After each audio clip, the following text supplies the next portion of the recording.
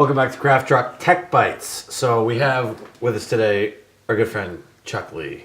Hi. And from Fujinon lenses. Fujinon Fujifilm lenses. optical devices. Okay, so let's just get right to it.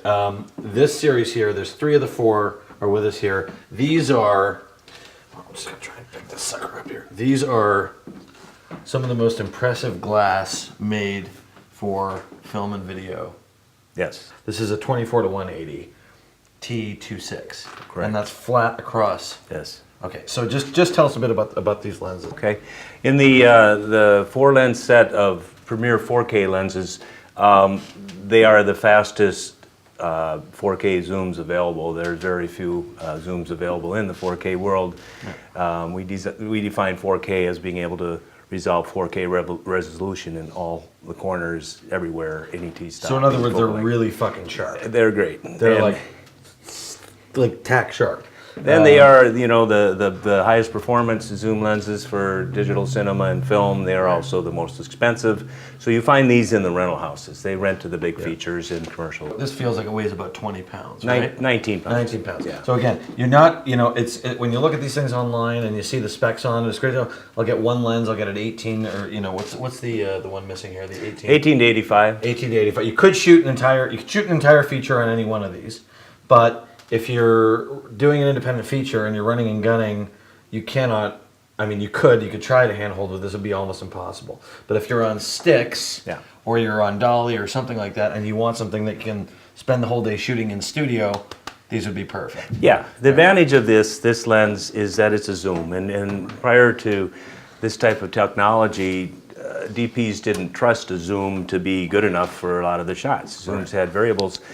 These are hang there with the prime performance, the Leica primes, and so you're not changing lenses, and that's when you save the time. And just to be clear, this one is actually the only variable zoom. It actually is T229 to 35 or something. Yeah, the 75 to 400. 75 to 400. Yeah, which is a range that didn't exist before either. Yeah. This lens is very popular. Where well, it was 2 of them used in the Super Bowl for the 4K.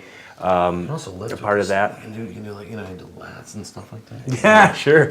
And it's used for car commercials a lot, that lens. Right. And as I mentioned, Oblivion used 2 of those, and well, 2 complete sets of premieres. So the film Oblivion used, I think it lived on primarily on these zooms, on the Premier 4K zooms. It's the they had 2 sets of them. This is a wide zoom of 14.5 to 45, and it's just the construction of it is amazing. Like, it's absolutely amazing. And again, not light by any means. You can't just go throwing this on a handheld rig and running around with it unless, you know, you're a bodybuilder. But and even then, it's just not practical for that. But for serious studio, if you want to zoom to cover your range, and what are the prices of these, Chuck? They're all about that. You know, they're in the 85 to 96,000. This is the most expensive one. It's the shortest. Yes, each. Yeah.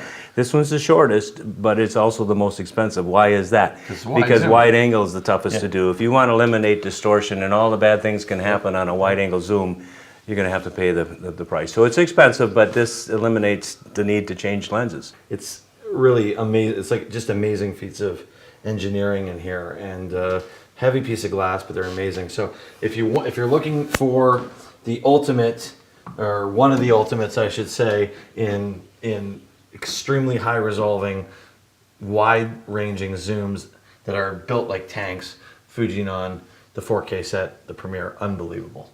Yeah, well, thank you.